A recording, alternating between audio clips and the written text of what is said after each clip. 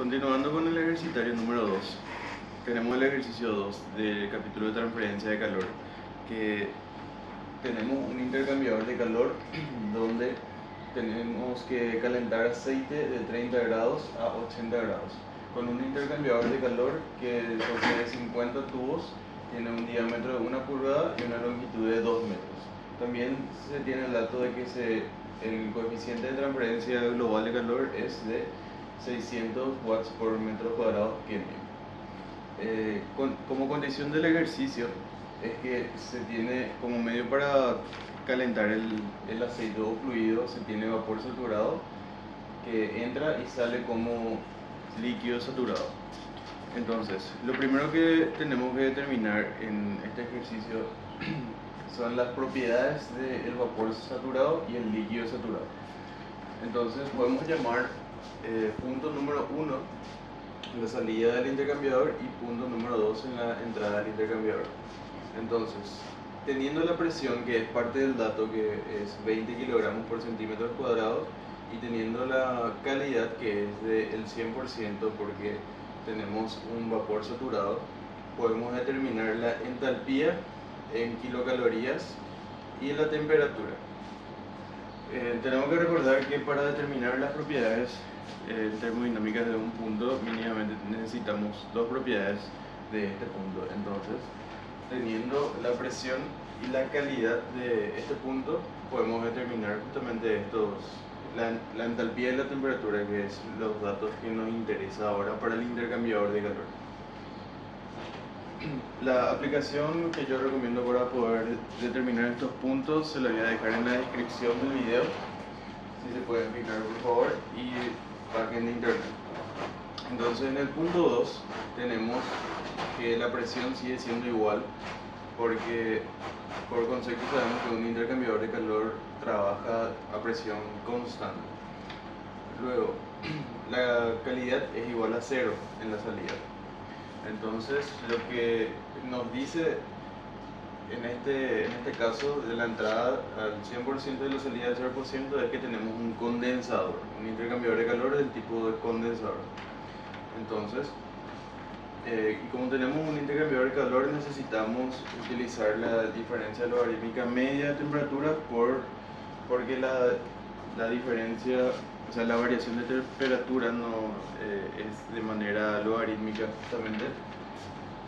Entonces, ubicando la entrada y la salida del intercambiador, tenemos que la temperatura de entrada del fluido es de 30, la temperatura del vapor va a ser constante y la salida del líquido va a ser 80. Entonces, determinando el delta TA y delta TB, podemos sacar las cantidades. Luego, metiendo en la fórmula de diferencia media logarítmica, podemos determinar la delta T en general. También podemos determinar el área útil o efectiva del intercambiador de calor hacia los datos que nos da, que es de 50 tubos por la longitud por el diámetro por pi. Sería esta superficie. Entonces, tenemos que el área efectiva es de 7,97 metros al cuadrado. Luego, una vez que determinamos las constantes del intercambiador de calor, pasamos al balance de energía, donde en este punto es la parte importante del problema. Porque la cantidad de calor que va a ganar el fluido es lo que va a ceder el vapor saturado. Entonces, para rememorar, tenemos que el calor es igual al flujo másico por la delta entalpía, que esto es igual al flujo másico por Cp del fluido por la diferencia de temperatura. Pero en este caso, si nos ponemos a analizar meramente del vapor, tenemos un inconveniente que en la diferencia de temperatura va a ser 0 por considerarse un condensador. En el condensador lo que pasa es que hay un cambio de fase a temperatura constante. El cambio de fase lo podemos recordar en el diagrama de temperatura versus entropía, donde teníamos la variación En este punto sería calidad igual a 1, en este punto calidad igual a 2. A 0, perdón. Entonces, partiendo de aquí, que la transferencia de calor es el flujo másico por la diferencia entálpica, podemos determinar el balance de energía, el intercambiador con el calor que que pierde el vapor. Otro punto importante para determinar son las unidades medidas.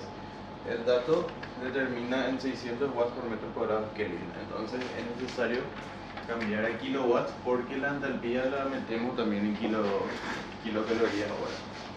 Entonces, realizando la operación, determinamos que la